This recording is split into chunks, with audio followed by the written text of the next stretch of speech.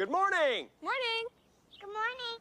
Oh, and in case I don't see you, good afternoon, good evening, and good night. This is my boomstick. Here's Johnny. Are you not entertained? Are you not entertained?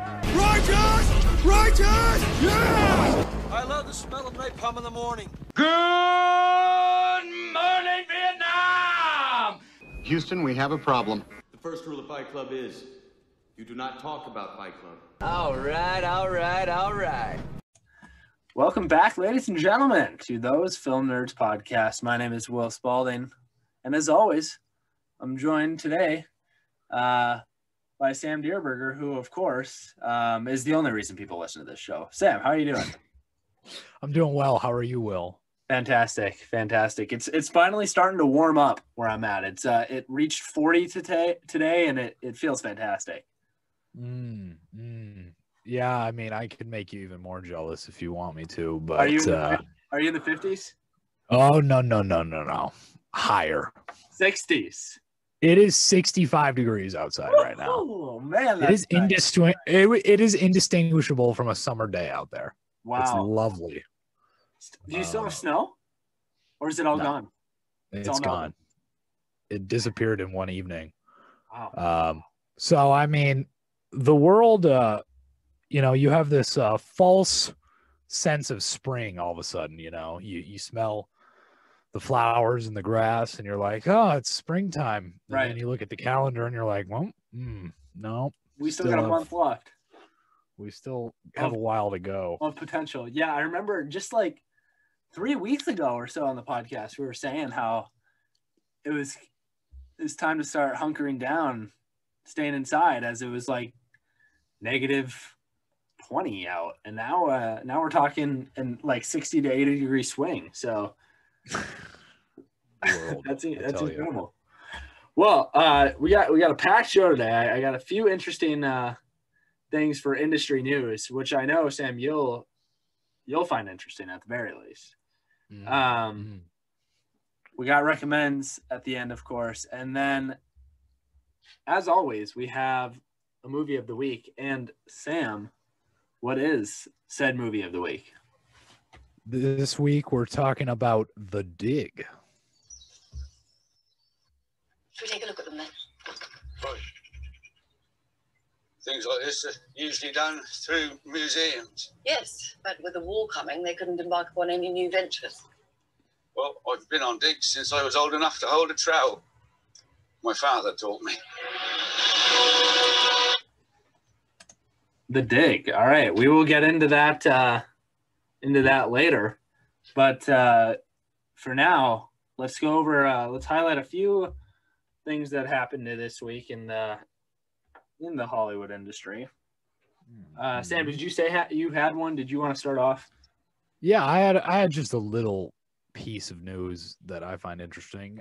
Throwback to high school English class, I suppose. The Great Gatsby to be adapted as animated feature from DNEG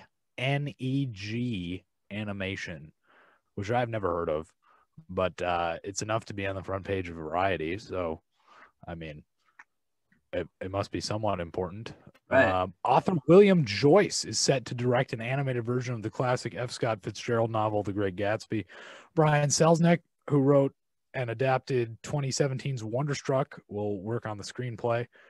Brian Selznick also probably most famously wrote the kind of experimental children's novel, Hugo, which then Scorsese went and adapted into a movie in like 2010. So this should be interesting. Obviously, it relates to today because we'll be talking about Carey Mulligan again today. And she starred in the last adaptation with Baz Luhrmann in 2013 of The Great Gatsby. So, yeah, I'm always fascinated by this story, and it'll be interesting to see it animated, right? Like, that's a unique take for sure. Yeah, that's an interesting decision. I mean, I've seen that 2013 one, and it's pretty bad. Oh, it's awful. Have you seen it too then? I have, unfortunately. Okay. Yeah, it's pretty bad.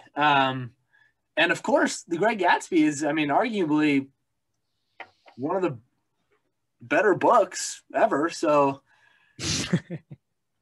one of the better books. It seems fitting that there should be a good movie to go along with it. It'd be hard to imagine that the first good one would be animated, but I guess we'll see. Yeah, well, we also have a Robert Redford one from the 70s, which I haven't seen that one in forever, but as I recall, it was quite dry and boring. Pretty faithful, but just boring. So, yeah, I mean, if they can pull it off into an animated story, it's also interesting because it's a very, like, The Great Gatsby is a very adult, like, story, I would say. It's not. Yeah. I know when we think animation, we think children's movies, but like, man, I I don't know what kind of rating we're gonna assign to this, but it's a hard on. Yeah. I don't want to spoil the ending, but you know. But anyway, what was your piece of news, Will? That's definitely I got two things, but that's definitely interesting. I guess I'm excited to see how that develops. Yeah. All right, I'll give you two options, and I'll talk about each one though. Jesse Plemons or Joaquin Phoenix first. I know the Jesse Plemons one. I also know the Joaquin Phoenix one, I think. But let's talk about Jesse Plemons because he's a dark horse contender for newcomer of the year, I suppose. Yeah, so Plemons has just been cast as the lead. This was like 4 days ago. Plemons has, as of recently, been cast in the lead of Martin Scorsese's new movie, Killers of the Flower Moon. Also starring DiCaprio and De Niro. And in what seems to be a thriller by Apple Studios. So I don't, Sam, what do you take of this? I mean, we knew about DiCaprio and De Niro. We knew about Scorsese. I just figured one of those guys was the lead, but here we are with Jesse Plemons. Yeah, from what I read, DiCaprio was originally going to be the lead, and then he's got some producing duties with the movie along with Scorsese, so he's going to move into kind of a supporting role, and then Plemons is going to assume the lead. Which the interesting thing about Killers of the Flower Moon is that it's a true story, and it's also a Western. From what I understand, it's funny that you mentioned it because just last week I just ordered the book. I got recommended to me by several people, and yeah, I mean, it'll be Scorsese doing a Western, which is his first one, I believe, unless you count Boxcar Bertha, which is awful. So, yeah, I'm excited for this. I think Jesse Plemons, as we talked about last week, is a highly accomplished actor already, and his career trajectory can only be up as it is. So I'm very excited for this project. Yeah, I feel like we talk about Plemons every other week now. He's a busy man. He's a busy man. Which is good for us because he's so talented. Right. Yeah, I'm excited for this too. I mean, obviously everyone involved so far is great, and I love everyone. So I mean, obviously Scorsese is fantastic, and I mean he still proved that he's top of his game with The Irishman. Even though I didn't love that movie, it's still obvious that he knows how to make a movie. Although he's getting old, let's hope he doesn't. He is getting up there. De Niro obviously is still great. DiCaprio, of course, is one of the great actors, and Plemons, here we are. So yeah, I mean, there's no timeline on this. I don't think, probably a couple of years, but yeah, I think they're gonna start filming this spring. So okay, so maybe should be moving at a pretty quick pace.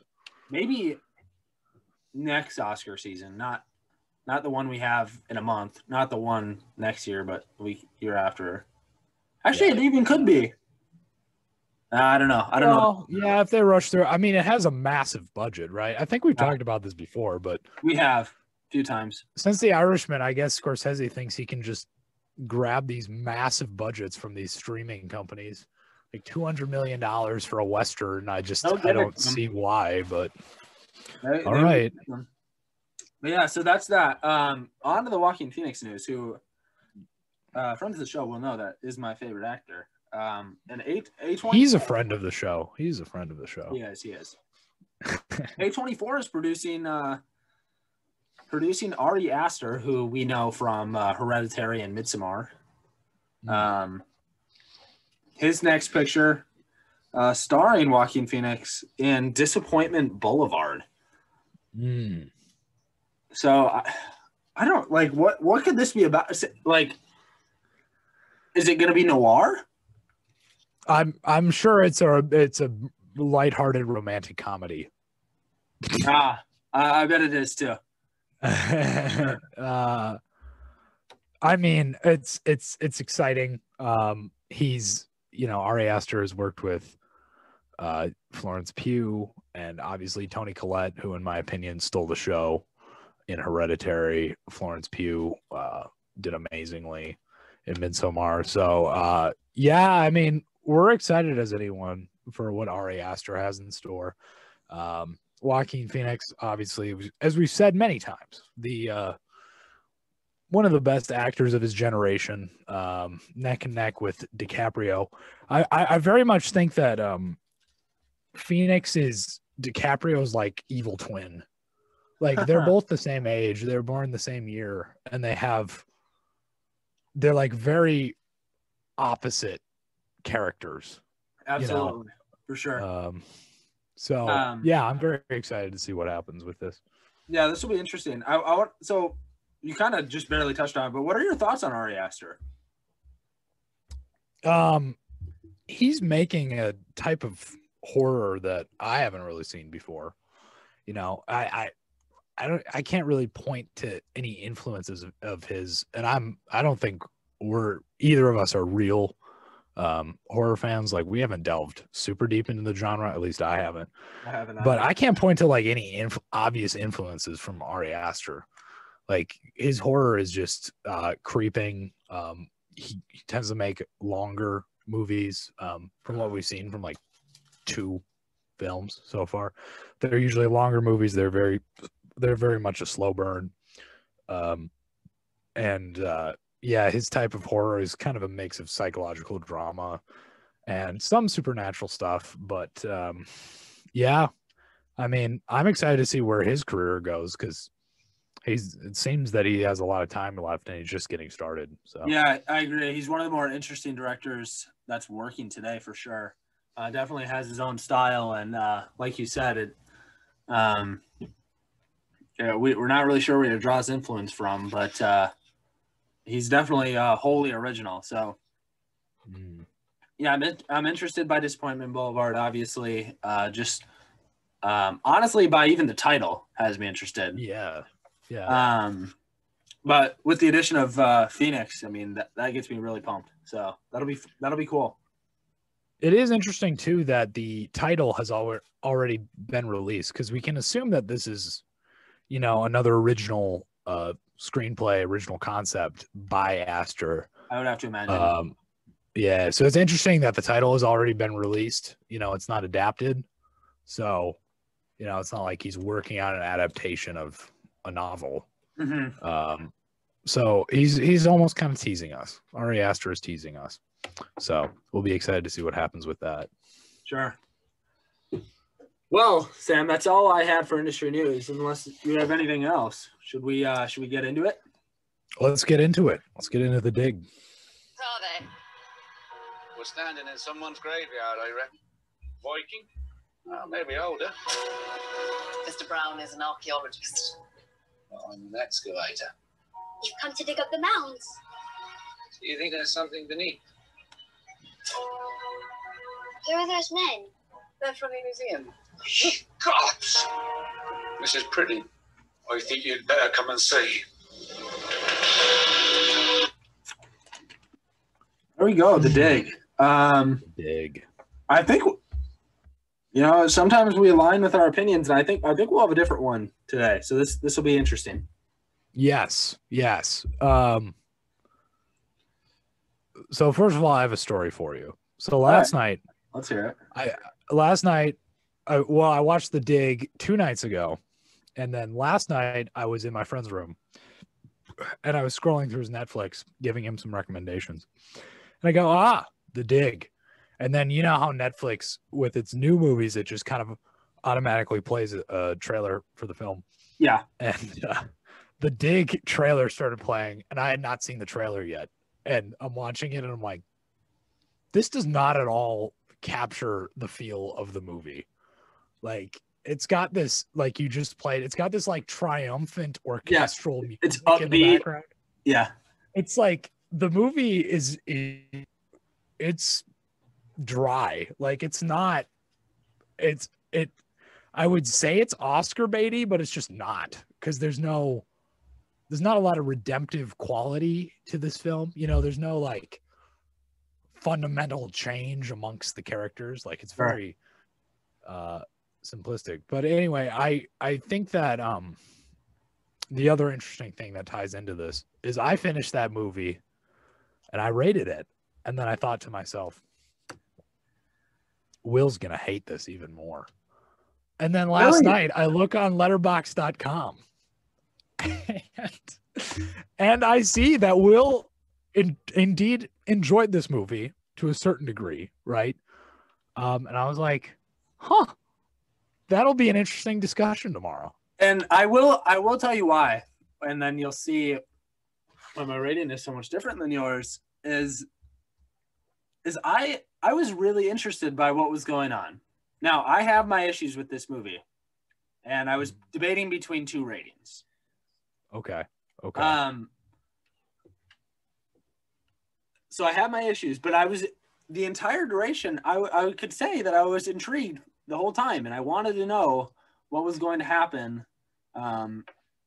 with this ship and with these treasures. I mean, I don't know of anyone who would be aware of this story, but I was not aware of this. No, me neither. And I was interested the entire time. I wanted to know what was going to happen. So that is why I gave I gave it the, I won't spoil it, but I gave it an extra half star because I was interested the whole time and was entertained the whole time. Yeah, and I respect that view, because it feels like the movie is able to draw you into a story that, from a large, grand scheme of things, seems kind of irrelevant, because I had not heard of this story before. No one has. No one had, right? And so, well, we even learned that our protagonist was not given proper credit until essentially this movie was made for his contributions to the story, right? So yeah, I mean, to me, I hadn't really heard of this story, and it did draw me in. I would say I was engaged the entire time. I wouldn't say I was entertained the entire time, but I was engaged. That's fair. That is fair. And I we'll get into it. Good. Well, I guess we're already kind of into it, but I kind of gave my general thoughts, but I'll expand on them a little bit further, and then I'll ask for some of your general thoughts too, Sam. But so I said that I was entertained by this movie. I liked a lot of what the movie was doing. There's a lot of really good actors and actresses in this movie, so the acting is all there. I mean, in my opinion, it looks beautiful. I mean, it's easy to say that too. We're outside, and we're in this cool looking ship that has been buried a long time ago, and so the movie looks great. Yes, it is pretty slow, and yes, it's moderately dry. But I think there's enough substance here that there's enough substance to where it carries the movie. to not completely bore you. Maybe you were slightly bored at times, but I think it's redeemable enough to carry it through. And I'll get into my specifics on why, or some specifics on what dragged this movie down a little bit in a little bit later. But what are your general thoughts? Yeah, I mean, like you said, the movie, there is a lot of subject material there, and it's a deceiving amount of subject material because, again, at first when you hear the story, you're like, oh, that seems pretty open and shut. But it does delve into the different connections of the characters, their different motivations, which is pretty interesting. And overall, it has a competent effect on the viewer, because you finish the film and you say, that was worth my time. That was an inoffensive watch. Certainly, there was enough character development so that I was engaged enough. But overall, I mean, to me, The Dig was just a little too dry. Sure. I think it's much like Dirt. I think it's part of it is it was overly faithful to the source material. And this is 100% me speculating because, again, I know nothing about the actual true story, but I think it was too faithful to the subject material. And the biggest example I would say about this isn't even a spoiler because it happens in the first, I would say, 20 minutes of the runtime, is our main character, Mr. Brown, played by Ralph Fiennes. He's digging in this cavern, and the dirt caves in on him, and he nearly dies. They dig him out, and to me, I'm sure that actually happened because they included it in the script, and then it had absolutely no relevance to the rest of the story. I was like, that was a what? bit jarring. I will agree with you there. It was jarring, and it didn't change him at all. Yeah, like he's just like, oh, okay, moving on. I suppose the only thing it really did was, but you could have done this in 1,000 different ways, was after he had slightly recovered, he kind of runs to the original mound that Carey Mulligan's character, Mrs. Pretty, wanted to dig at, and he says, we'll dig here. But you could have done that 1,000 different ways. So, right. Yeah, that was a bit jarring. But I think the biggest strength of this movie is that it's a true story, and I really wanted to know what happened. At the end of it, which allowed me to stay entertained the whole time. Yeah. The other example I would point to, and I don't know if you also want to defend this, but Sure. Even before the cave-in, we had just kind of this useless kind of interaction between Mrs. Pretty and Mr. Brown, and Mrs. Pretty essentially doesn't offer him enough, and he goes, okay, well, good luck with your dig, and then he bikes away and then gets picked up by the cab driver, and the cab driver's like, okay, we'll pay you more, and he goes, okay, and that was that. It was just like, you don't even need that scene then. It doesn't matter how much he's getting paid then. Like, I know you're sure. Yeah. That makes sense. I understand what you're saying. And I guess that leads to my main criticism of this movie. Okay. Is that, yes, I was entertained by the A plot. And we just talked about that this last week with Juice and the Black Messiah. I said multiple times that I thought the B plots worked really well. In this movie, the B plots should have not been there at all. Right. I mean, that's not even what you just said right there. Isn't even a B plot. That's more like a C or D plot. But we see Lily James comes in here and didn't really care about her character or what was going on with her husband. Maybe not that I didn't care, but it just didn't need to be fleshed out as much as it was. I thought Lily James was ridiculously underutilized in this film, and this was actually a major problem for me. She's really talented and really beautiful, so she should have been on the screen more. I just would have given her a different role. And again, it's so hard to say because it's a true story, so you want to stay within the material. But yeah, again, I just thought some of that stuff with her husband, and there were other side plots that I could point out, but I just thought some of those didn't. Not even again that they didn't work that well, because I still wasn't bored by it, but just that it didn't really, like you were saying, it didn't really matter to the overall plot. And I understand you need some of that to propel the story along, but I felt like there was a lot of it. Yeah, well, I mean, and this goes back to what I was saying, which was like, there seems to be this hyper faithfulness to the actual true story. Like, I feel like those events, the B plots were actually happened, and they felt the need to put them in there because they happened in real life and they wanted to be faithful to the story, but they ultimately don't contribute to anything plot wise. They don't really strengthen the main plot of the film. Same thing with the this isn't even a spoiler again because it's a B plot, but it happens later in the movie, is when we have the plane crash. And all that essentially serves as is a reminder that World War II is imminent and it's happening. But in the same vein, I thought that the World War II backdrop, the pre-World War II backdrop, works really well. I thought that was extremely I thought that was extremely timely for the setting.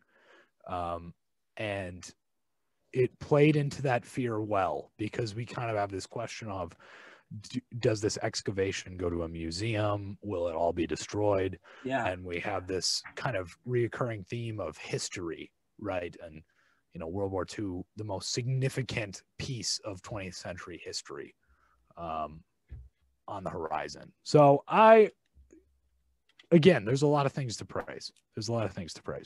Sure, I'll argue with you a little bit and say World War II wasn't the most important. I'd say the Walkman would have something to say about that, but sure, we can. The Walkman was up there too. We can agree to disagree. Anyway, so I guess I want to get into another issue before I talk about some more highlights. Is I think with all these B plots, and I think you might have even touched on this in your review, but with all the B plots going on, the pacing of this movie was pretty bad. It was all over the place. It's almost like it couldn't focus. I thought this immediately after watching the movie too. You know, when a character is speaking, but yes, A, they're not on screen, or B, they are on screen but their mouth isn't moving. It's like, oh my God. I mean, I've seen that movies do that forever, and it's a fine trick to do, but holy smokes, they could not get away from that. They loved it. And the thing, I've never seen this before in a film. I was going to bring this up. I'm so glad you brought this up, because usually when you do that technique, you have an action scene, right? You have a character doing something, and then like a few seconds before the scene's about to end, you have the dialogue from the next scene coming on. Yeah. But you certainly don't have that when the character is having a conversation. Like the scene doesn't just end and then we have like more words, right? But with this movie, they have like the same two characters talking, but they have like this, it's unlike anything I've ever seen. I don't know what they were thinking. I'm not even saying it was like I was offended by it or it was bad. I was just like, why are we doing this so often? I'm like, it doesn't really, I was so confused. Like, what is going on? Why are we doing I thought there was so something often? wrong with my computer monitor. Honestly, like, yeah. Is there a dubbing issue here? Like, so what is weird. going on? It was so weird. I was like, why do we keep doing this? Just stop. Just show the characters talking on screen. And That this was is odd. also related. I mean, the amount of montages that were added, it felt so, I don't even want to say lazy because they were well made, but it just felt incoherent. I mean, we have, how many different shots of Ray Fiennes did we need shoveling dirt? Like, there were thousands. I think there were literally thousands of him shoveling dirt, washing his hands off. It's like, okay, yeah, we understand his daily routine now. Well, he got really yoked by the end of the movie, that's for sure, with all that dirt. That is the most exercise he has had in decades. Yeah. Those are really the only issues I had with the movie. The few things I just said, the B plots, the pacing issue, and then again, not even an issue, just the weird amount of characters not on screen but are speaking. Yeah. What other issues did you have, Sam? Again, I just like you said, the Lily James subplot, the semi-infidelity. What was this movie rated? Because I'll look it up right now. I just want to make sure. There were, okay, yeah, it was PG-13, and that makes sense because there were a lot of things. It was the entire affair subplot. I wouldn't even call it an affair because they kissed like once, but that seemed underdeveloped because like they threw it in there and then they didn't even capitalize on it. And I'm not a fan of having it in there to begin with because, again, Lily James's character was kind of useless throughout, which is a shame because she's really talented. And she kind of plays this character that's, you know, more shy, reserved, and just kind of a victim of circumstance. And that's, you know, any actress could get thrown in there. You could take someone out of, you know, an acting school wanting their big break. Like, you don't need to get Lily James for that role. It's just unnecessary. So I thought that was a shame. Again, the plane crashing, just, again, I'm sure that happened in real life, but did not add to the story whatsoever. Yeah. I guess you could argue that it kind of played into Robert's fanaticism about certain, like, you know, he's obsessed with starships and airplanes and things like that. And space pilots. The space pilots, yeah. But in the same way, I mean, that turned out to be actually very positive. Robert was an incredible child actor, did an incredible job. Yeah, I thought he was fantastic, actually. And he added a lot. His character legitimately made the movie for me because there's a lot of things going on with Robert. He's a precocious child and he's really fun to watch. And he kind of espouses the themes of the movie, right? Like he talks about history and how it kind of repeats itself, because then we have the boat and the dirt, and then we have the airplane, and then we have his imagination and the space pilots. So that all works very well, right? Sure. So yeah, I was enthralled by Robert. Yeah, he was a great character and very well acted too. Yeah, I guess that's where it was really strong for me, is that I like the relationship between him and his mom. Played by Kara Mogan, obviously, who was really good, and she's on the top of her game right now, in my opinion. After she is. Promising young woman, she's doing it. And then him and Ray Fiennes too was really cool to see. They had a couple moments that were really good. And then the three of them had the one at the end, obviously, with them going to space. Yes. But I guess we can talk a little bit more about the dig itself, which is really where I was most interested, obviously. Right. I thought that was so cool. Learning more about this, obviously knew nothing about it. But finding a ship like this just in your backyard with treasures 1,500 years old was so awesome to me. I love that. Yeah, and just learning more about this period and this this Anglo-Saxon, just learning a little bit about that culture. And I loved every aspect of the actual dig. Right. Yeah. I mean, Pun yeah, I guess. I liked the whole conflict about who really controls these artifacts. Like, who does That it was belong to? drawn out too. I like that. That was well done, because it's the classic Indiana Jones dilemma. It belongs in a museum, and Carey Mulligan's like, well, it's on my land, so it's mine. And Ray Fiennes is kind of like, it just kind of belongs to history. And then the museum's like, it's the museum's. Yeah, like the British own it. I brought this up after the movie, or during with who I was watching it with, and I said I asked the question, is this, and I want to ask you now too, just like you were saying, the Indiana Jones dilemma, like who or is it right to dig up these burial chambers and ancient artifacts? What would you say? I thought the movie did an awesome job fleshing that out of what was right and what Mrs. Pretty's character, or Carey Mulligan's character, Mrs. Pretty, was going to do. Yeah, I mean, I think she had the right attitude, in my opinion. Like, the idea is that it is yours, like it is your land, and the things do belong to you, but technically, but also being able to recognize, like, this belongs to history and everyone should be able to see it. So she has this big viewing party and everyone comes over. We kind of have that trope with the museum directors who are like, government control over these artifacts. These are ours. Right. Yeah.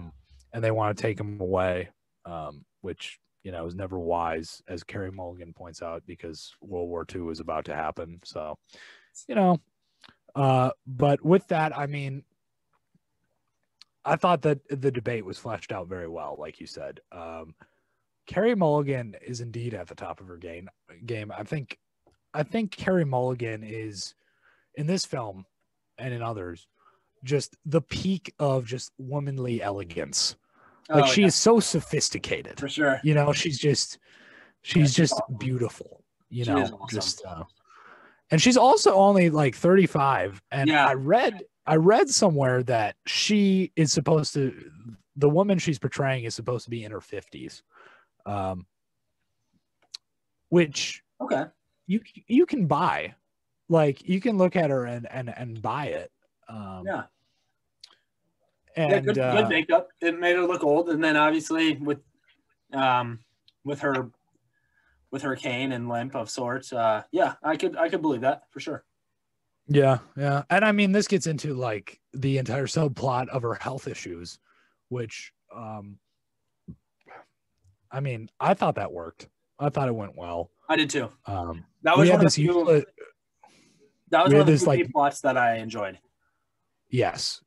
We had this useless montage when she was walking through London, like, and she has her doctor's appointment, and then like she gets into the car and it's like, what, are we filling time here? But I think overall that worked really well. Again, the child actor for Robert did a fantastic job of portraying like grief and anxiety and worry over his mother's condition. I thought that was done very well. Especially towards the end where she feels like she's going to die. And then she tells her cousin, like, don't die in war, because Robert's going to need you. So, yeah, I mean, overall, all the working pieces, the acting is fantastic in this film. Yeah, I completely agree. And I think, obviously you have a lot of world-class actors here, but I thought the direction was pretty tight too. I mean, there's something to be said about directing actors, and there's something to be said about being handed a script that maybe isn't the most entertaining and then transforming it into something where people don't turn it off within the first 20 minutes, because this totally could have been that. Like, it absolutely could have leaned into being really artifacty, jargony, where nobody would understand any term they're saying. They did that a few times. And almost played it off as a joke once or twice, but this totally could have been really boring, and it wasn't, and it was pretty entertaining, at least for me. So I appreciate that, and I guess I'd be interested in seeing whatever Simon Stone has to offer in the future. I would like to see, where he would be going, because it's one of those. It's such a, like I said before, it's such like an inoffensive movie. Like there's no, it doesn't have any teeth. I think I kind of said in my review. It's not. There's not a whole lot to wrestle with. In the film, but it's just well done. It's a pleasant watch. Yeah, it's interesting that you say it's not offensive, and I think that kind of is almost a perfect word, because I think if anyone watches this, no one is coming out saying, "Wow, that was absolutely garbage and I hated it." Right. That's what I mean. On the same side, there isn't going to be many people that come out of this being like, "That was the greatest thing I've ever seen." Right. Right.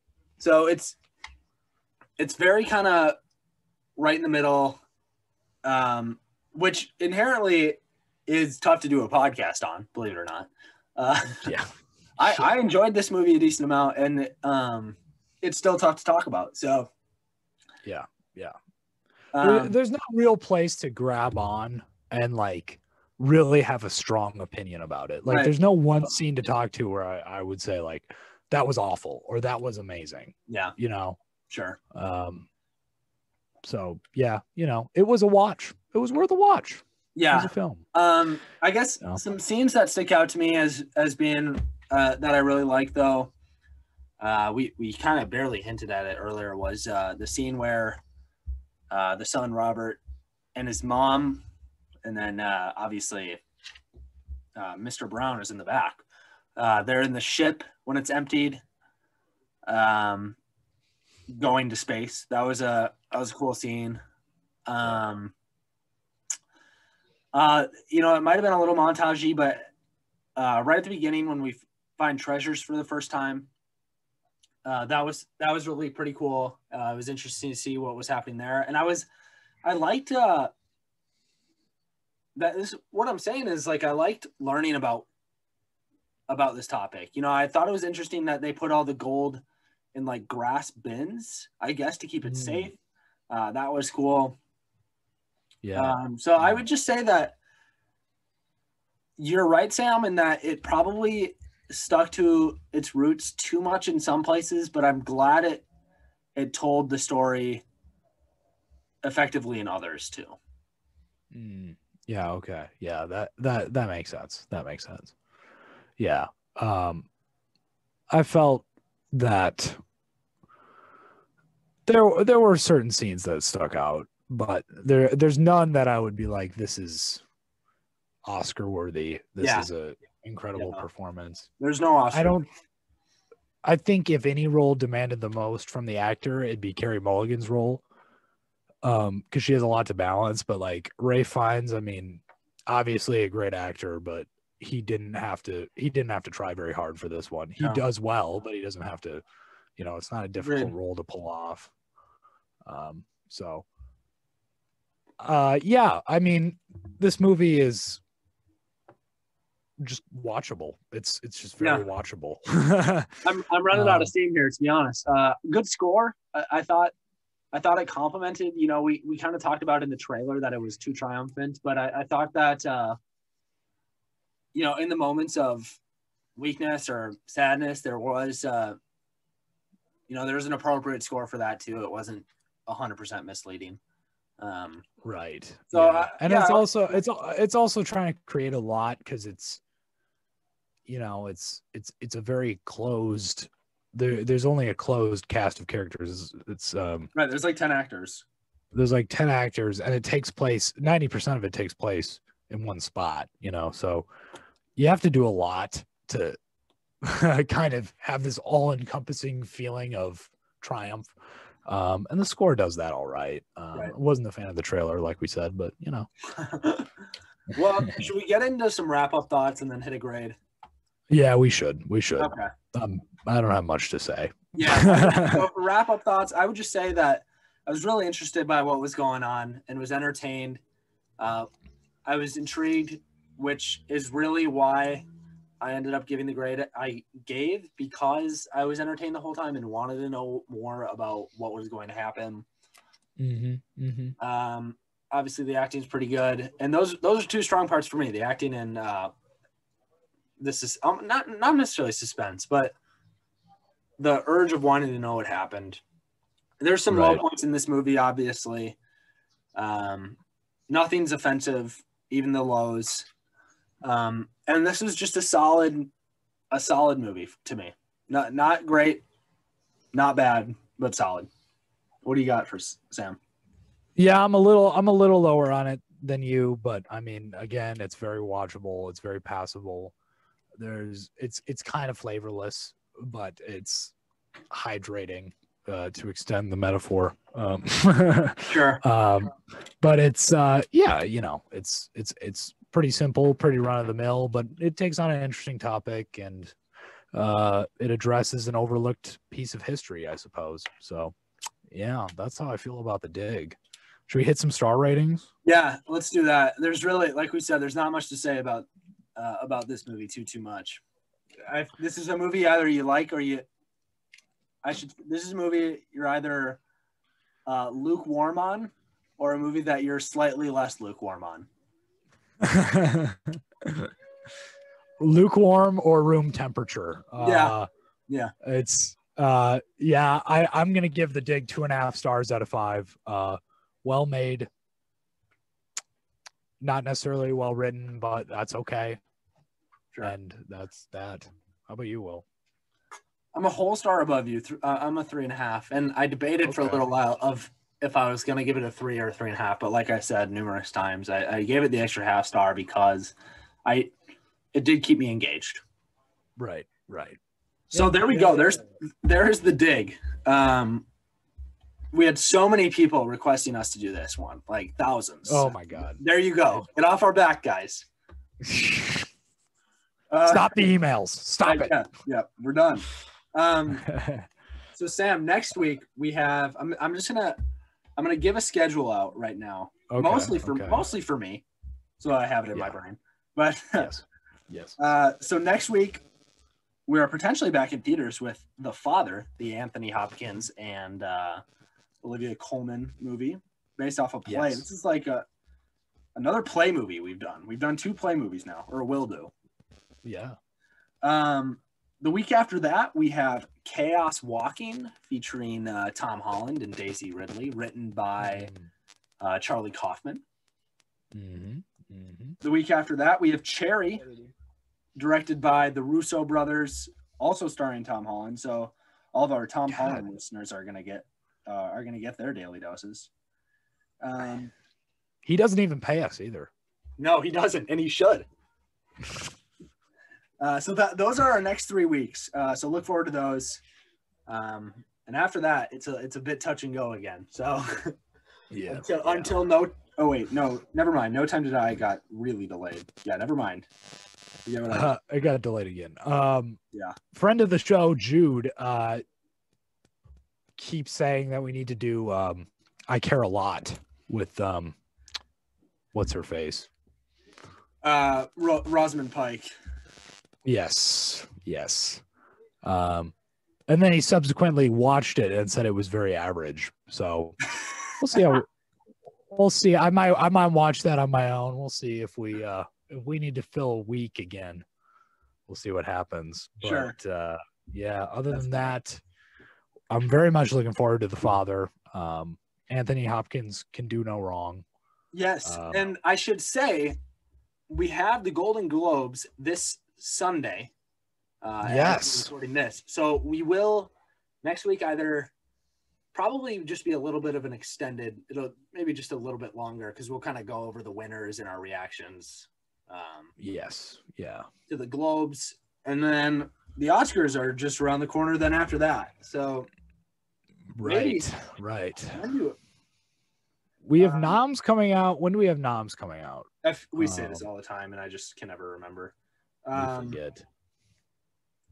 Well, I think, Sam, it should be coming out the same year, the week after Cherry. So that'll be a perfect substitute for a movie episode. Perfect. We'll just do an Oscar nominations reaction, and then what we think should win, and then what we think will win, because those are different things. Right. March 15th. So that, I believe that is the week after Cherry. It is. So perfect. All right. Well, there we go. Perfect. So, Sam, do you want to get into a recommendation or two? Yes, I have a very generic recommendation today. Okay, let's hear it. Not generic. I mean, it's specific, but it's pretty normy. I rewatched Goodfellas over the weekend. I felt the need to have all my friends view it. And it was a smashing success. I used to be a lot lower on this movie. Upon rewatching it, I mean, it's such a good time. It's hard to dislike. But Goodfellas, you know, as Bill Burr would say, it's the ultimate guy movie. It's everything you as a man wish you could be. Yeah, it's a classic. Check out Goodfellas.